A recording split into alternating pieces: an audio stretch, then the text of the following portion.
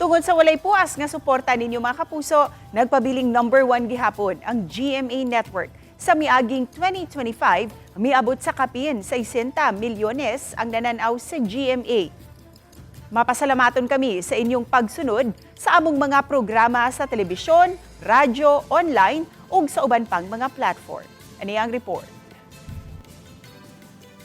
Matawag nga milestone alang sa GMA Network ang tuig 2025 tungod kay gisaulog usab ang ika-75th katuig nga kasumaran sa Kapuso Network. 75 katuig nga mihatod sa tinaw, patas ug kasaligang mga balita ug makapahinuklob nga mga dokumentaryo ug sa ubang mga programa nga naghatag og kalipay ug kalingawan sa mga Pilipino sa bisan asa mang suok sa kalibutan. Sa tuig 2025, gipalig-on sa Kapuso Network ang pagka-numero 1 niini, human nga mapabili niini ang 86.2% net reach gikan sa Enero hangtod sa Disyembre 2025. Subay kini sa data sa Nielsen Television Audience Measurement.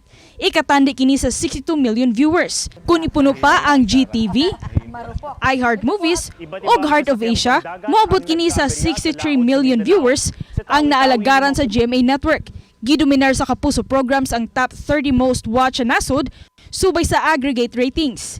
Apan mga kapuso, ang suporta dili lang kutob sa telebisyon, apan lakip na usab ngadto sa online. Ang GMA ang top Southeast Asian creator, sulod na hapit 2 ka tuig sa entertainment and media category subay sa data sa Tubular Labs ni atong 2025. Sa laktod, misumada kini og 74.4 billion video views ang nakuha sa GMA across all platforms hangtod sa December 31, 2025. Matod sa Tubular Labs ug sa Hootsuite Analytics, miabot sa 18.5 billion ang kinatibuk ang video views sa Facebook, TikTok o YouTube. Lakip sa radyo, nagunagihapon ang GMA. Karong 2026, taha sa GMA Network nga mahatod ang labing bago ug mas nindot pa ug mabulukon nga content nga padayong maghatag og kasayuran, inspirasyon ug kalingawan kaninyo nga mga kapuso. Ako si Orchid Silapingkaw, Balitang Bisda.